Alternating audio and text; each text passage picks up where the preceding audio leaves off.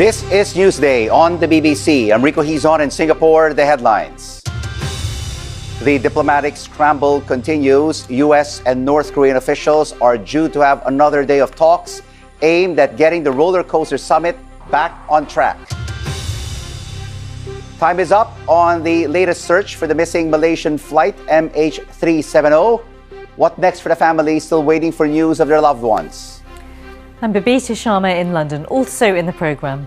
A deepening political crisis in Italy causes tremors on European financial markets, with fresh elections on the way soon. An early election later this year may become an unofficial referendum on Italy's membership of the EU and this country's relationship with the union it helped to found. And the SPIDERMAN of Paris, the immigrant from Mali who's become a French hero after saving the life of a 4-year-old. Live from our studios in Singapore and London. This is BBC World News. It's Newsday.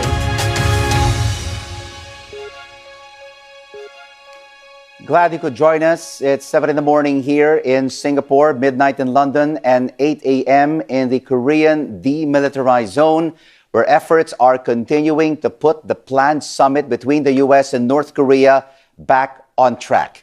A U.S. delegation is due to have more talks with the North Koreans to find a way for the meeting between Kim Jong-un and Donald Trump to go ahead. While the outcome is still unclear, it could still take place here in Singapore as early as June the 12th. Former U.S. Assistant Secretary of State P.J. Crowley explained to the BBC how that might happen. Well, I think a meeting will happen at some point. Whether it can happen on June 12th, a really good question.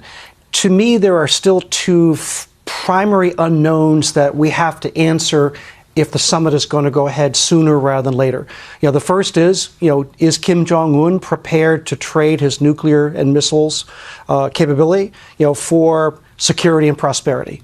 And for Donald Trump, to the point just made that Kim Jong-un is not going to yield everything in a first meeting, is Donald Trump prepared to enter into an extended negotiating process with lots of interim steps over many years to accomplish the goal of denuclearization? We don't know the answer to either of those questions, and they'll be fundamental to whether you can have a summit that launches a process that can be successful. President Trump and Japan's Prime Minister Shinzo Abe have been discussing Korea by phone. They have confirmed that they will meet before any summit between the U.S. and North Korea takes place. To assess all of these developments, I spoke to the BBC's Laura Bicker in Seoul. When it comes to those talks, they started Sunday in secret. It was yet another surprise on this peninsula. These are top diplomats from the US and from North Korea trying to reach some kind of deal that they can give to their leaders. So we think there was a breather yesterday, according to the agency Yonhap, and that they will start to resume talks. But just a few days ago, Donald Trump said that there would be no talks between the US and North Korea. Now we're looking at two sets of ongoing talks. First of all, here in the border, they're talking about the plans. And in Singapore, we understand they're talking about the logistics. So there are officials from North Korea and US meeting in Singapore over the next few days. But with regards to the talks here, there is a long way to go and a very short time to do it. Remember how far apart the two sides are. The US wants complete disarmament and then get economic rewards to North Korea. North Korea wants a phased approach. So somehow they're going to have to thrash out a deal that they can give to the leaders. And I think whether or not there's going to be any summit will depend on the outcome of those talks. All right.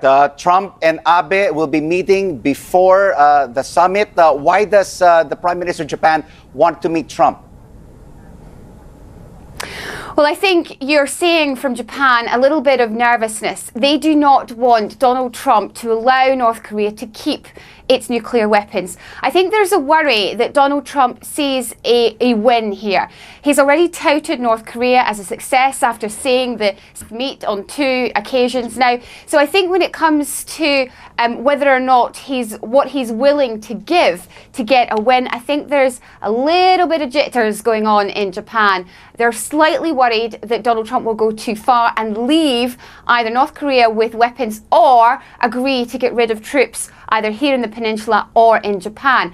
It is thought that North Korea might want Donald Trump to give away the nuclear umbrella that he puts over, that kind of protective umbrella that he puts over the peninsula and Japan. And I think Shinzo Abe will want reassurances that that's not the case.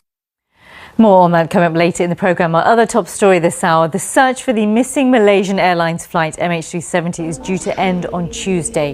It's just over 4 years since the passenger jet disappeared on a flight from Kuala Lumpur to Beijing.